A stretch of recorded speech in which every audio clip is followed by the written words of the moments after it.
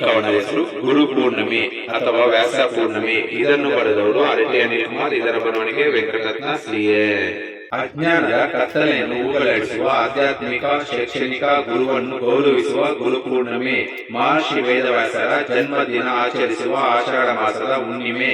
ಗೌತಮ ಬುದ್ಧನು ಬೋಧಿಸಿದ ಮೊದಲ ದಿನದ ಪ್ರತಿಯೊಂದು ಮಾತು ಶರಣಮೇ. ಅಹಂಕಾರ ಅಸೂಯೆ ಇಲ್ಲದೆ ಎಲ್ಲ ತಿಳಿದಿದೆ ಎಂದು ತೋರಿಸಿಕೊಳ್ಳದೆ ಶಿಷ್ಯನಿಗೆ ಅಕ್ಕರೆಯಿಂದ ತಿಳಿಸುವುದೇ ಶಿಕ್ಷಣಮೇ. ಜೀವನದ ದಾರಿಯ ಕತ್ತಲೆಯಲ್ಲಿ ದಾರಿ ತೋರಿಸುವ ಗುರುವಿನ ಪ್ರತಿಭೆಯ ಅಪ್ರತಿಮೆ. ಕಲಿಯುವ ಆಸಕ್ತಿಯಿಂದ ಆಧ್ಯಾತ್ಮಿಕ ಜ್ಞಾನದ ಬೆಳಕಿನಲ್ಲಿ ಅಡಗಿದೆ ಅಪಾರವಾದ ಮಹಿಮೆ.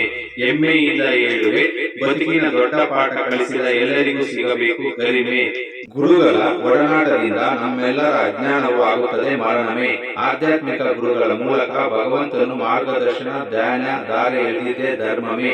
ಇಂದು ಗುರುಗಳಿಗೆ ನಮಿಸಿ ಗುರುಪಾದ ಸೇವೆಯಿಂದ ಪೂಜಿಸುವುದು ಮಧುರಮೇ. ಭಕ್ತಾದಿಗಳು ಭಜನೆ ಕೀರ್ತನೆ ಮತ್ತು ಹೋಮದಿಂದ ಪಠಿಸುವೆ ಮಂತ್ರಮೇ. ಗುರುಪೂರ್ಣಿಮೆಯಂದು ಗುರು ರಾಘವೇಂದ್ರ ಮಠದಲ್ಲಿ ಸಿಕ್ಕಿತು ದರ್ಶನಮೇ. ಕಲಿಸಲು ಕಲ್ಲಿನ ಮನಸ್ಸನ್ನು ಶಿಲೆಯಂತೆ ಕತ್ತಿ ನಮ್ಮ ಭವಿಷ್ಯವನ್ನು ಬೆಳಗುವ ನೀವೇ ಶಿಲ್ಪಮೇ. ಬದುಕನ್ನು ಬದಲಾಯಿಸಿದ ನಿಮಗೆ ಕೃತಜ್ಞತೆಯಿಂದ ತಲೆಬಾಗುವುದೇ ನಮ್ಮ ಕರ್ತವ್ಯವೇ. ಸಪ್ತ ಋಷಿಗಳು ಮತ್ತು ಸಕಲ ಗುರುವರ್ಗಕ್ಕೆಲ್ಲ ಗೌರವಪೂರ್ವಕ ಗುರುಪೂರ್ಣಿಮೆಯ ಹೃತ್ಪೂರ್ವಕ ಅಭಿನಂದನಮೇ.